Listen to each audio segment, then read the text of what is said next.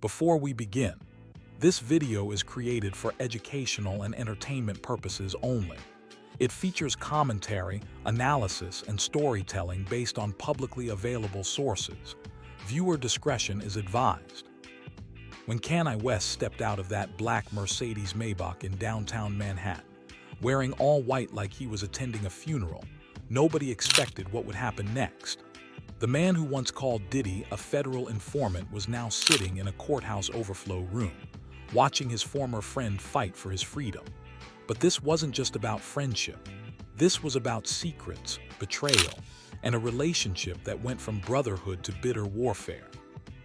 The question everyone's asking isn't why Kanye showed up. It's what he knows that we don't. Picture this. Two of hip-hop's most powerful figures, once inseparable, now connected by controversy and criminal allegations. Kanye West once said Sean P. Diddy Combs inspired his life choices, but their story became something much darker. What started as mutual admiration in the early 2000s turned into a public feud that exposed the ugly truth about loyalty in the music industry. Back when Kanye was still primarily known as a producer, Diddy saw something special in him. They collaborated professionally in the 2010s, with Diddy receiving a production credit on West's 2015 single All Day.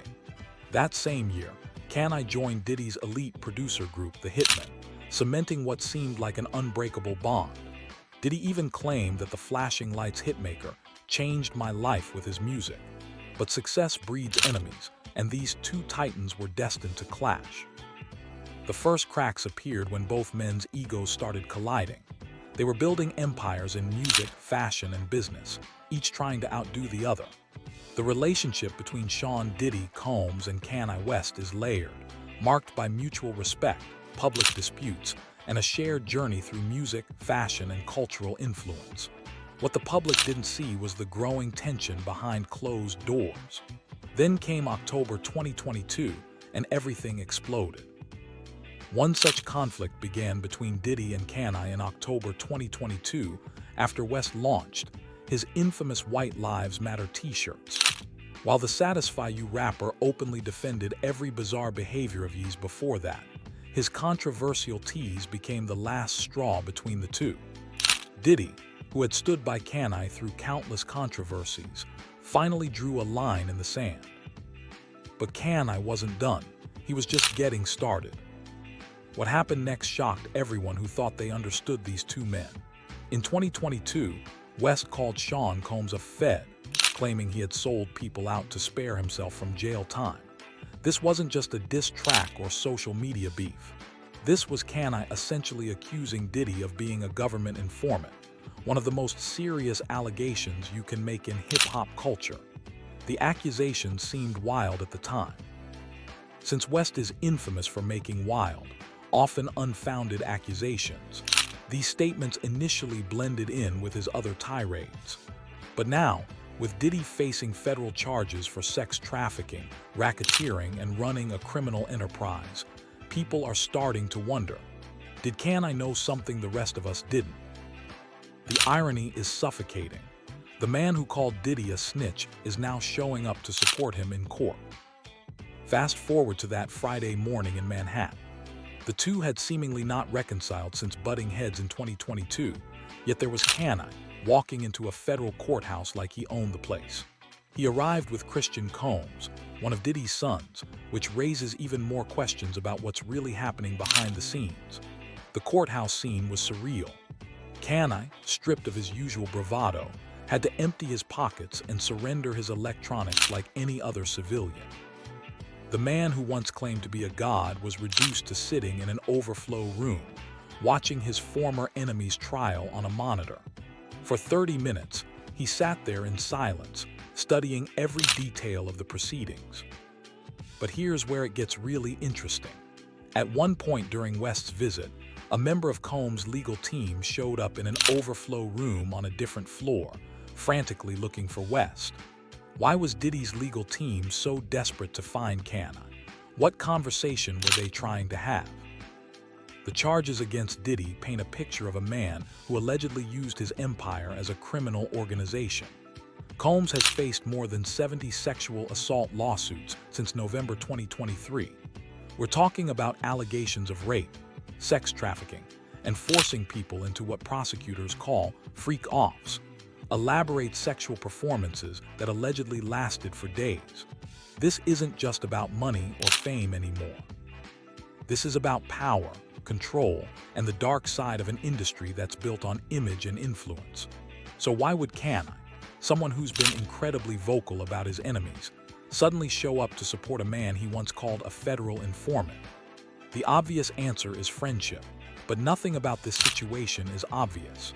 Some people are speculating that Kanye's support isn't genuine, that he's there for his own reasons, possibly related to his own legal troubles or business interests. Others believe this is Kanye's way of making amends for his previous accusations. Maybe he realized that calling someone a fed in hip-hop is essentially putting a target on their back, and now he's trying to walk it back. Or maybe he genuinely believes Diddy is being railroaded by the system, and his appearance is a statement about how the industry treats its biggest stars when they become inconvenient. But there's another possibility that's even more disturbing. What if Kanye knows something about the case that could help or hurt Diddy's defense? His presence at the trial might not be about friendship at all. It could be about self-preservation. The timing of this support is particularly suspicious. Kanye West in 2024 has been dealing with his own controversies, including anti-Semitic rants and business disasters. Kanye West and Yeezy showed support for Sean Diddy, Combs on X, formerly Twitter, amid his sex trafficking case. Some industry insiders are questioning whether this support is genuine or strategic. What makes this even more complicated is that both men have been involved in similar circles for decades. They've attended the same parties, worked with the same people, and moved in the same exclusive social networks. If Diddy's alleged crimes involved other high-profile figures, Kanye's name might come up in ways that make his courtroom appearance look less like friendship and more like damage control. The entertainment industry is buzzing with theories about what Kanye's real motivations might be. Some think he's positioning himself as Diddy's loyal friend to gain access to information about the case. Others believe he's genuinely trying to make up for the harsh things he said during their feud. But the most cynical observers think this is all about protecting his own interests. After 30 minutes of watching the proceedings, Kanye quietly left the courthouse. He posted cryptically. He tweeted support. Then he went back to selling t-shirts branded with the name of the man on trial for sex trafficking. Even in his support, there's a commercial angle that feels calculated and strange. The whole situation raises uncomfortable questions about celebrity culture and how the wealthy and powerful protect each other when the walls start closing in. Is this really about friendship? Or is it about two controversial figures realizing they need each other more than ever? What we witnessed that day in Manhattan wasn't just a celebrity showing up to court. It was a moment that exposed the complex web of relationships, secrets, and mutual dependencies that exist at the highest levels of entertainment. Whether Kanye's support helps or hurts Diddy's case remains to be seen, but one thing is certain: this story is far from over. The relationship between these two men has gone from collaboration to conflict to this strange, uncomfortable reconciliation. But in a world where loyalty is often transactional and friendships are built on mutual benefit, we have to ask ourselves, when the stakes are this high, can anyone really trust anyone?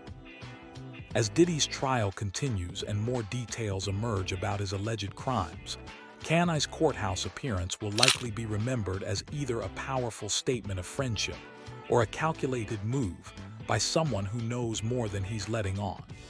The truth, as always, is probably somewhere in between, and probably more disturbing than either explanation alone.